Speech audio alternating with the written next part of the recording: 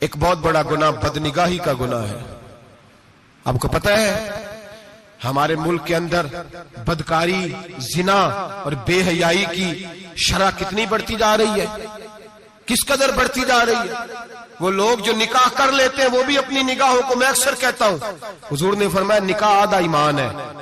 جس نے نکاح کر لیا اس کا ایمان مکمل ہو گیا. تو جو نکاح کے بعد بھی باز نہ آیا، میں اس کو بے ایمان نہیں کہتا، لیکن نبی پاک نے فرمایا جو نکاح کر لے اس کا ایمان، بولیے ایمان محفوظ ہو گیا، اس کا ایمان، سارے بولیے ایمان. اور جو پھر بھی باز نہ آئے، حضور کہہ رہے ایمان مکمل ہو گیا. اور جو نہ باز آیا کیا فتویٰ دیا جائے حدیث کی روشنی میں؟ میرے نبی پاک کی بارگاہ میں عورتیں آئیں توبہ کرنے، بیعت کرنے، مسلمان ہونے.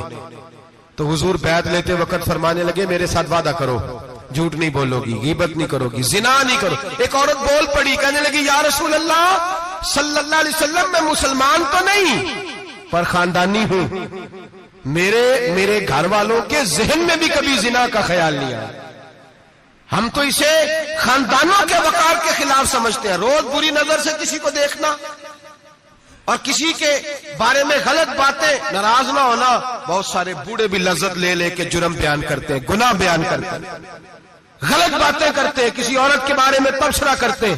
کیا سمجھتے ہیں مرد اور عورت معاذ اللہ تعالیٰ ایک کمرے میں جا کے بدکاری کرے تو وہی زنا ہے؟ میری طرف دیکھیے اور جھانک کر کے سنیے کیا عرض کر رہا ہوں، ادھر دیکھیں میری طرف. نبی پاک صلی اللہ علیہ وسلم نے فرمایا زنا زبان کا بھی ہوتا ہے، زنا کان کا بھی ہوتا ہے، زنا آنکھ کا بھی ہوتا ہے.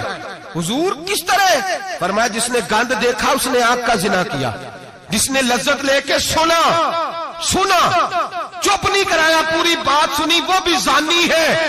اور جس نے گندی بات بولی وہ منہ کا زانی ہے، جس نے گند سوچا وہ دماغ کا زانی ہے.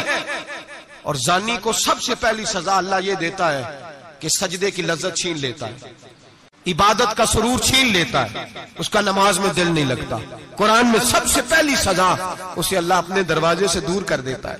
بھائیو آج ہمارے سجدے بے کیف ہیں، آج لوگ غلط جگہ پہ گھنٹوں بیٹھے رہتے ہیں. مسجدوں میں لوگوں کے دلوں کو گھبراہٹ ہوتی ہے، لوگ بھاگتے ہیں.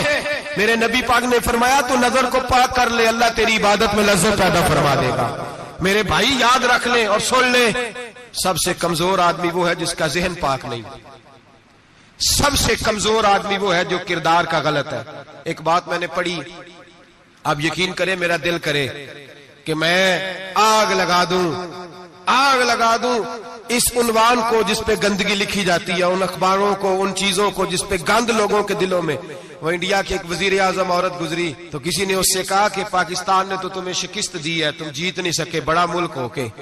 کہنے لگی کوئی بات نہیں، تھوڑا وقت ٹھہر جاؤ، ہم ان پر تہذیبی یلغار کریں گے، ان کے گھروں میں ننگا ناچ کریں گے، یہ گندی تصویریں دیکھیں گے، یہ گند میں الجھ جائیں گے.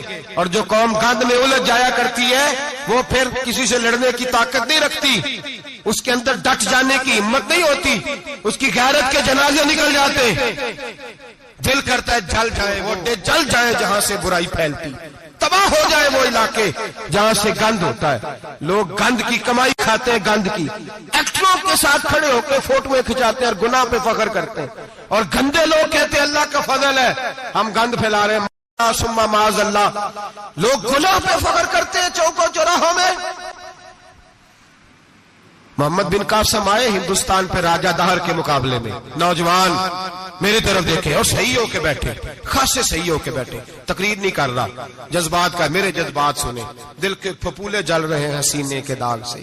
اللہ کی قسم روح کی گہرائی سے بات کر رہا ہوں، وہ بات کر رہا ہوں جو سینہ کہہ رہا ہے کہ پھٹ جائے اور کہنا نہ پڑے. قرآن و حدیث پڑھتے ہیں اور پھر اپنا حال دیکھتے ہیں تو لگتا یہ ہے کہ عذاب قریب آ گیا ہے، لگتا ہے زمین پھٹنے والی ہے، آسمان گرنے والا، لگتا ہے قریب آ گیا ہے سارا کچھ. سمجھے کیا عرض کر یہ بات اگر آپ سمجھ گئے تو قیمت وصول ہو گئی. اس کو سمجھ گئے تو سمجھ لیں آپ کے مزاج کے اندر اللہ نے تبدیلی پیدا کر دی. محمد بن قاسم 18 سال کا جوان، ایک عورت کی عزت پر راجہ دہر ہندو نے حملہ کیا، محمد بن قاسم بچانے آئے.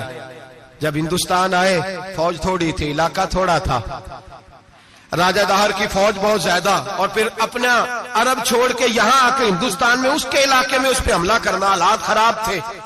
محمد بن قاسم پریشان ہے۔ ایک بزرگ نے دیکھا، کہنے لگے پریشان کی ہو؟ کہنے لگا سوچتا ہوں علاقہ بھی اس کا، فوج بھی اس کی، میرے فوجیوں کو تو رستوں کا بھی نہیں پتا، کیسے جنگ کریں گے، کدھر سے آئیں گے، اور پھر ہمیں زبان بھی نہیں آتی، کیسے کام ہوگا، ڈر رہا ہوں۔ 2-4 دن گزرے تو محمد بن قاسم اشاش بشاش ہو گئے۔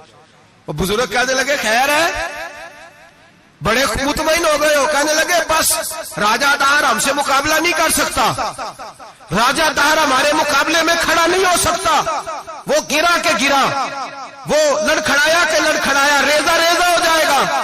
کہا آپ کو کیسے خوشخبری مل گئی؟ کہنے لگے مجھے پتا چلا ہے کہ راجہ دہر ذہن کا گندا ہے، وہ تو چچا کی بیٹی کو نہیں چھوڑتا، ماموں کی بیٹی کو نہیں چھوڑتا، خالہ کی بیٹی کو گندی نظر سے دیکھتا ہے۔ جس کا ذہن گندا ہوتا ہے وہ کسی کا مقابلہ نہیں کر سکتا، ہمیں فتح ہوگی، فتح، وہ گرے گا۔ وہ بزرگ کہتے ہیں میں سمجھ گیا کہ واقعی سے فتح ہوگی۔ آج کشمیر کیوں آزاد نہیں ہو رہا، فلسطین میں آگ کیوں لگی ہوئی ہے؟ مسلمان جب تک ذہن کا گندا ہے کمزور ہے، جب تک ذہن کا ناپاک ہے کمزور ہے۔ حضرت سعد بن ابی وقاص رضی اللہ تعالیٰ عنہ فرمایا کرتے تھے اللہ مسلمان کی مدد اتنی دیر تک کرتا رہتا ہے جتنی دیر تک مسلمان کا ذہن صاف رہتا ہے، کردار پاک رہتا ہے۔ آگ اس لیے معاشرے میں لگی ہے۔ نوجوانوں تم کہتے ہو کامیابیاں نہیں ملتی، اسے کیسے کامیابی مل سکتی ہے جس کا ذہن ہی صاف نہیں؟